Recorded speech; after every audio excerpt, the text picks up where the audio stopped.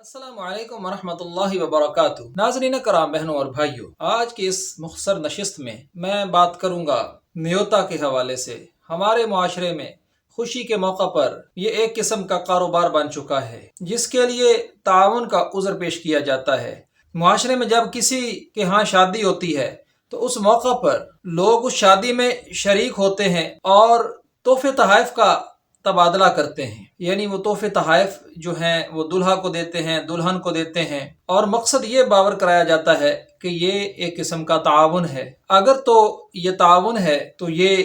ایک بہت ہی اچھی بات ہے، کیونکہ اس سے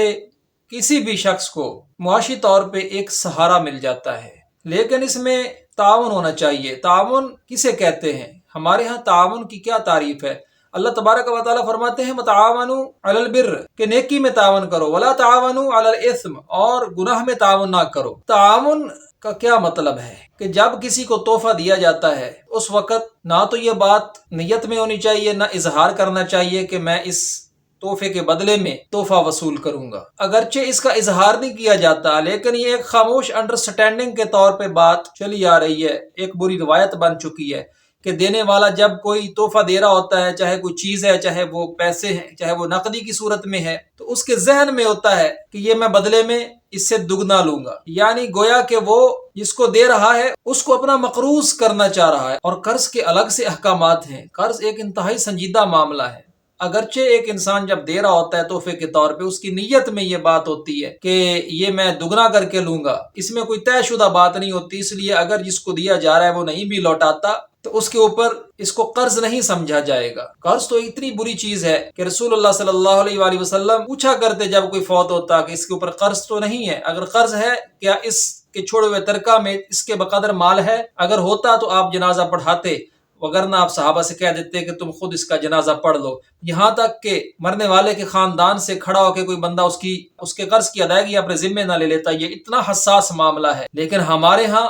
تعاون کی آڑ میں ایک بری روایت جو پیدا ہو چکی ہے کہ میرج ہال کے باہر یا کنات لگا کر لوگ کھانا کھا کے آ رہے ہوتے ہیں اور باہر چارپائی ڈال کے کرسی میز لگا کے لوگ بیٹھ جاتے ہیں گزرگاہ پہ، تاکہ ان کے پاس سے ہر بندہ گزرے اور جو ان کا دیا ہوا ہے وہ اس سے زیادہ واپس لے سکیں، اگر اتنا بھی واپس لینے کا ارادہ وہ رکھتے ہیں۔ ناظرین کرام، بہنوں اور بھائیوں، بخاری شریف کی کتاب الہبہ میں ابن عباس رضی اللہ تعالی عنہ سے ایک حدیث ہے جس میں وہ بیان کرتے ہیں کہ رسول اللہ صلی اللہ علیہ وسلم نے فرمایا کہ ہبہ کر کے، یعنی تحفہ دے کر جو بندہ پھر واپس لیتا ہے، اس کی مثال اس کتے کی ہے کہ جو کہہ کر کے پھر اس کو چاٹ لیتا ہے۔ آپ اندازہ کیجئے اس رویے کی سنگینی کتنی ہے کہ گویا کہ اگر میں اپنی نیت میں یہ بات رکھ کے کسی کے ساتھ بظاہر تعاون کر رہا ہوں، میں اس سے زیادہ واپس لوں گا، یا یہی اگر میں خیال کرتا ہوں کہ میں اتنا ہی واپس لوں گا کہ یہ شخص مجھے لوٹائے گا کسی ایسے موقع پہ جب میں اپنے بچہ یا بچی کی شادی کروں گا، اسلام میں اس کی انتہائی مذمت کی گئی ہے۔ بلکہ ہمارے ہاں تو یہ بات بھی مشاہدے میں آئی ہے، اگر کسی کے بچے زیادہ ہوتے ہیں اور کسی کی طرف سے ان کے ہاں زیادہ چلا جاتا ہے نقدی یا تحائف وغیرہ، اور دینے والے کے ہاں کوئی ایسا سبب موجود نہیں ہوتا یا اس کے ہاں بچے اتنے نہیں ہوتے کہ جن کی وہ شادیاں کر کے وصول کر سکے، تو وہ بہانے سے ایسے ہی کوئی پارٹی کر دیتا ہے، کوئی ٹی پارٹی کر دیتا ہے یا پھر کوئی سویٹ وغیرہ کا یا نمکین کا انتظام کر دیتا ہے تاکہ لوگوں کو اکٹھا کر کے ان سے وہ مال بٹور سکے جو ان کو دیا ہوا ہے۔ تو ابن عباس رضی اللہ تعالیٰ عنہ کی یہ جو بخاری شریف کتاب الہبہ کی میں نے حدیث بیان کی ہے، اس کو ذہن میں رکھنا چاہیے کہ جیسے کتا کہہ کر کے اس کو چاٹ لیتا ہے، اس کی مثال ایسی ہے۔ کیا اس نے اس لیے دیا تھا کہ اپنی دانست میں اس نے جس کو تحفے کے نام پر دیا تھا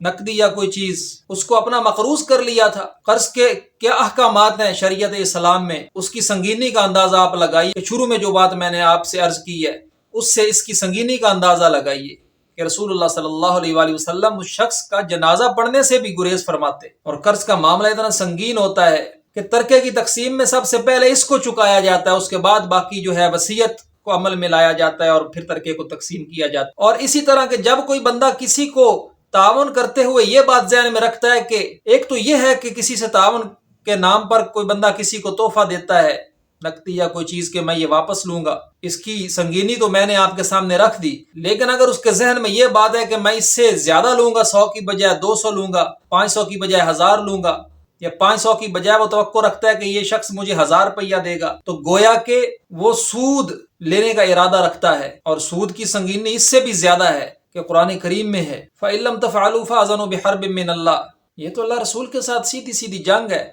اگرچہ اس نشست کو طویل ہونے کے ڈر سے میں سود اور قرض کے معاملات کو زیادہ بیان نہیں کرنا چاہتا، انشاءاللہ بجلد قرض کے اوپر میں الگ سے ایک ویڈیو بناؤں گا، اور سود کے اوپر بھی الگ سے ایک ویڈیو بناؤں گا، اور ان کے لنکس انشاءاللہ میں اس ویڈیو کی ڈسکرپشن میں بھی دے دوں گا، کہ جن کا علم ہونا ہمارے مسلمان معاشرے میں ہر فرد کو، ہر مسلمان کو از حد ضروری ہے۔ کہیں ایسا نہ ہو کہ ہم شریعت کی ان اصطلاحوں کو کہ جنہیں قرآن کریم نے تعاون کہا ہے، کہ ان اصطلاحات کا مس یوز کیا جا رہا ہو، ان کو مس اپلائی کیا جا رہا ہو، مس انٹرپریٹ کیا جا رہا ہو۔ لہٰذا یہ جو نیوتا کے نام پہ کسی کو کچھ دے کر واپسی کا ارادہ رکھا جاتا ہے، یا پھر نیوتا سے ایک اگلی صورت ہے کہ لوگ سلامی کے نام پر کسی کو کچھ دیتے ہیں تاکہ کل کلاں کسی ایسے ہی موقع پر وہ واپس لے سکیں، تو یہ جو شریعت اسلام میں تحفہ، ہدیہ، ہبہ، ہبہ، تعاون، یہ جو الفاظ ہیں، یہ تو ان کی توہین کرنا ہے۔ جب انسان کسی کے ہاں مدعو ہوتا ہے، اگر تو وہ تعاون کا ارادہ رکھتا ہے، خاص طور پہ خوشی اور غمی کے موقعوں پہ، تو چاہیے کہ وہ اس موقع پر گیدرنگ سے ذرا ہٹ کے جو کچھ تعاون کا ارادہ رکھتا ہے وہ دے دے، تاکہ اگر کوئی غریب آدمی ہے تو اس کو سہارا مل جائے اور اجر کی امید اللہ تبارک و تعالیٰ سے رکھی جائے، یا پھر اس کو معروف طریقے سے قرض حسنہ دے دے، آسان شرائط پر قرض دے دے۔ اور بعض اتنے اچھے لوگ دیکھے گئے ہیں کہ وہ کسی کے ساتھ تعاون کرتے ہیں، اگرچہ وہ واضح نہیں کرتے، لیکن ان کے ذہن میں یہ بات ہوتی ہے کہ چلیں اگر اس نے مجھے واپس کر دیا تو ٹھیک ہے، نہ بھی کرے گا تو دل میں وہ ان کو معاف کر چکے ہوتے ہیں۔ یا جو بھی وقت مقررہ ہوتا ہے، اگر اس وقت مقررہ پر وہ آدمی نہیں دے سکتا تو اس پر کوئی کنڈیشن نہیں لگاتے، اس کو وقت میں رعایت دیتے ہیں، اور بعض صورتوں میں اسے چھوڑ دیتے ہیں۔ یہ شروع میں کہہ دیتے ہیں کہ بھائی اگر ہو سکے تو لوٹا دینا۔ اس معاشرے میں ایسے اچھے لوگ بھی ہمارے مشاہدے میں ہیں۔ اس کے ساتھ ہی آج کی اس نشست میں آپ سے اجازت چاہتا ہوں، انشاءاللہ کل ایک نئے موضوع کے ساتھ دوبارہ ملاقات ہوگی۔ وما توفیقی الا باللہ، وآخر دعوانا ان الحمد للہ رب العالمین۔